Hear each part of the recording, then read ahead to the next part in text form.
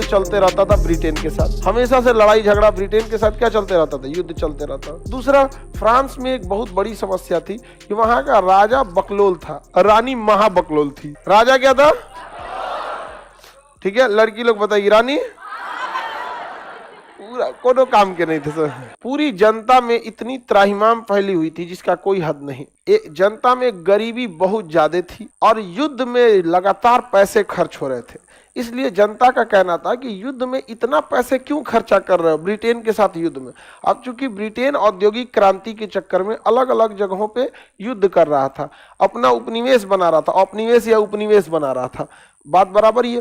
तो अब ब्रिटेन चाहता था कि ज्यादा से ज्यादा देशों पे कब्जा किया जाए, साथ में फ्रांस भी चाहता था, जिस वजह से झगड़ा भी हो जाता था। आप याद कीजिए, भारत में वांडीवास का युद्ध हो गया 1760 युद्ध हो गया कि नहीं हो गया? फ्रांस और किसके बीच में?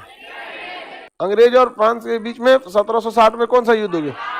वांडीवा। आपको जब वांडीवास का युद्ध पढ़ा रहे थे तो सप्तवर्षीय युद्ध बढ़ा थे ऑस्ट्रिया पर अधिकार को लेकर। तो ब्रिटेन और फ्रांस अलग अलग जगहों पे कब्जा करने के लिए हमेशा एक दूसरे से युद्ध करते रहते थे, उसमें पैसे बर्बाद होते थे। राजा के राज परिवार में पैसे इतने खर्च होते थे, महारानी जाएंगी तो पूरे सड़क पे फूल छिड़क जाएगा, या एगो तो महारानी सबका अलगे नौटंकी रहता है, अजब नौटंकी यहाँ पे। अरे खाओ पियो अपना आराम से, यहाँ पे फूल छिड़कोगे और कपड़ा पहनेगी सब महारानी सब यहाँ, और वो पीछे रहेगा 40 बीघा दूर तक समियाना ओढ़ के दूगो। हाँ, आज गाना गाती है 52 गज का लहंगा, समियाना मांग रही हूँ, समियाना दे दो उसको, यहाँ में तंबू में सूता है। लो, नहीं होता है। कभी किसी लड़का को सुनी हो 5 हाथ लंबा शर्ट दिला दे, गाएगा पता है कि हम झोला लगेंगे उसमें, 5 हाथ लंबा शर्ट दिला दे, नहीं समियाना दिला दे, 52 गज के समियाना दिला दे। नहीं समझा? तुम लोग को भी कोई कहे तो कह देना हाँ दिला देंगे, ना तो कभी मत कहना हाँ एकदम दिला देंगे, एकदम दिला देंगे एकदम। हाँ आगे बढ़ते हैं। तो रानी जो थी ना बहुत अत्याचारी थी और ना दिमाग भी कम था उसको। खैर रानी थी, चलिए ध्यान से समझ।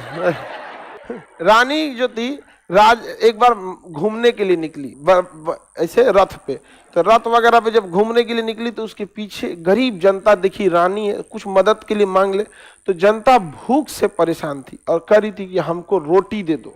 क्या दे दो? रोटी। तो जब रोटी रोटी चिल्लाई जनता ना, तो रानी कह रही है कि ये रोटी काहे मांग रहे हैं सब। तो कहा गया कि उसका मंत्री ने बताया कि इनके पास रोटी नहीं है। तो उसको लगा रोटी नहीं तो कहो केक खा ले,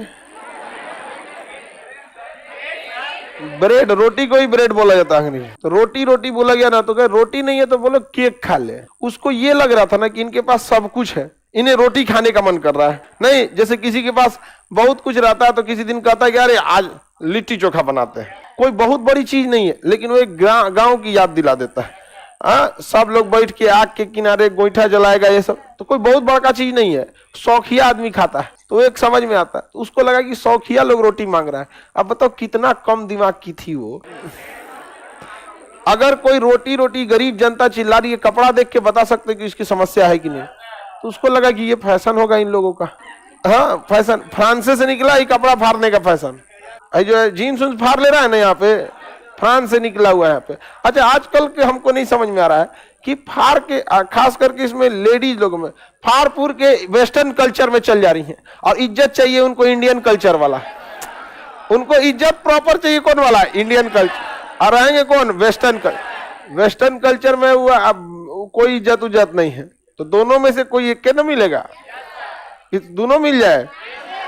तो वो आप रानी से लोग भड़क गए, हल्ला हो गया।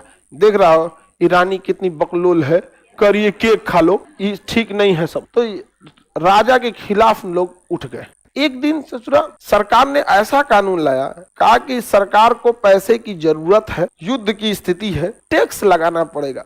यह टैक्स केवल तृतीय सदन यानी जनता पे लगेगा। पूरी जनता भड़क गई। ससुरा कहेगा रे चोट्टा राजा, गरियाना चालू कर दिया सब, राजा को पूरा गरियाने लगा सब, राजा भड़कने लगे यहाँ पे और सब सदन से वॉकआउट कर दिया। सदन से वॉकआउट किए, हमारी मांगे पूरी करो, मुर्दाबाद मुर्दाबाद करके लेफ्ट वाले क्या हो गया सर, चल दिया सर, भगो यहाँ पे। तो राजा इतना खचरा, लेफ्ट सदन को ही भंग कर दिया। कहा कि लेफ्ट सदन ही नहीं रहेगा, अब से 2 ही सदन रहेंगे। मिड लेफ्ट सदन को क्या कर दिया? भंग कर दिया। कहा कि भगो यहां से, भंग कर दिया और विधेयक पास कर दिया। विधेयक को क्या कर दिया? पास कर। आप बताइए लेफ्ट वालों के क्या हाल होगा? यहाँ पे जनता तो लेफ्ट वालों के ही साथ थी। ये यहाँ से चले गए टेनिस के मैदान में। यहाँ बगल में एक टेनिस कोर्ट था, टेनिस कोर्ट, जहाँ टेनिस खेला जाता है ना उसे कोर्ट कहते हैं। क्या कहते हैं? कोर्ट। जैसे टेनिस खेलने वाले ग्राउंड को क्या कहा जाता है? कोर्ट। तो ये लोग बगल में ही था, संसद के बगल में इनके टेनिस कोर्ट का मैदान था। वहां चले गए लोग और वहां जाके सब शपथ लिया सब कि जब तक हम इस राजा को उजाड़ नहीं देते हैं तब तक हम लोग शांति से नहीं रहेंगे और सदन के अंदर नहीं जाएंगे। आज से राजा की उल्टी गिनती चालू हो गई। तो ये लोग कहां से जाके शपथ लिए थे? टेनिस कोर्ट में। अब फ्रांस की क्रांति में बवाल हो गया। अब फ्रांस का राजा उठा, लुईस 16वां। क्या नाम था? लुईस 16। फ्रांस का राजा उठा तो कहा कि सचुरा इनको बताते हैं हम यहाँ पे। तब सारे कैदियों को क्या कर लिया? गिरफ्तार कर लिया। सारे लोगों को जितने मतलब जो आजादी की मांग कर रहे थे या जो खिलाफ बोल रहे थे उन सब के ऊपर क्या कर दिया गया? गिरफ्तार करके और उनको एक बड़े से किला में रखा गया, वास्तिल दुर्ग। वास्तिल किला का नाम क्या था? वास्तिल। वास्तिल क्या नाम था? वास्तिल। किला को तो वैसे ही दुर्ग बोलते हैं। वास्तिल किला या वास्तिल दुर्ग। वास्तिल दुर्ग में रखा गया इन कैदियों को। किन्हें रखा गया? कैदियों को। अब तब तक हल्ला उड़ा दिया किसी ने कि लुईस 16वां इतना दलिद्दर आदमी है कि विदेशी सेनाओं को बुलाया है। किस लिए? यहाँ के क्रांतिकारियों को हमला करने के लिए। अब तो जनता भड़क गई कि रे चोट्टा कहीं का, तुम हमारे ऊपर गोली चलवाने के लिए विदेशी सैनिक को बुलाया। विदेशी सैनिक को आप रिस्पेक्ट के लिए बुलाइएगा, ठीक है। हमारे यहाँ मिस्र के सैनिक आए थे, 26 जनवरी को परेड हुआ, हम सब खुश हुए कि हमारी मित्रता उनसे बढ़ रही है। अब पता चला यहाँ अगर मायदी में कोई स्टूडेंट अपना प्रोटेस्ट कर रहा है, किसान अपना प्रोटेस्ट कर रहा है, अब विदेश से सेना बुलाइएगा तो जनता आपके साथ देगी? नहीं। लेकिन बड़े लोगों की एक खराबी क्या होती है, जितने बड़े लोग हो जाते हैं ना, अल्ट्रा रिच, वो अपनी एक काल्पनिक दुनिया बना लेते हैं। उनको लगता है जो वो सोच रहे हैं वो सही है।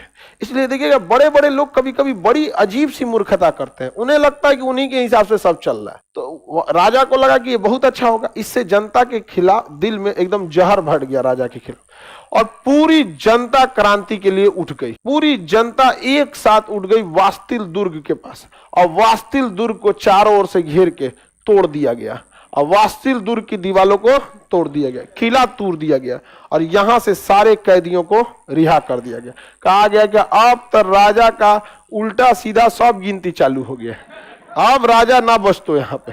तो वास्तिल दुर्ग का पतन पूछेगा किस क्रांति से संबंधित? फ्रांस की जनता विद्रोह करने लगी थी, और इसकी शुरुआत कहां से हुई थी? वास्तिल दुर्ग से।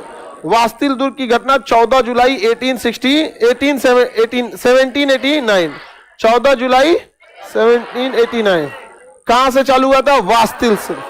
इस वास्तिल दुर्ग को क्या कर दिया गया? तोड़ दिया गया 1789, और युद्ध भयंकर चला। अब इसके बाद रक्तपात चालू हो गया। आजादी एक दिन में तो मिलती नहीं है, लंबा चलेगा लड़ाई। फ्रांस की क्रांति भयानक रक्तपात का रूप ली और वाटरलू की लड़ाई हुई। वाटरलू की लड़ाई कहाँ? बेल्जियम में। वाटरलू की लड़ाई तक में जाके क्या हुआ था? समाप्त हुआ था। और फ्रांस में क्या स्थापित हो गया? लोकतंत्र। क्या स्थापित हो गया? आई जो बोल रही थी कि रोटी नहीं है तो केक खा लो, इनका तो कूच के मारा सब बढ़िया से। फ्रांस में राजतंत्र का क्या हो गया? अंत हो गया। और वहां पे आ गया क्या?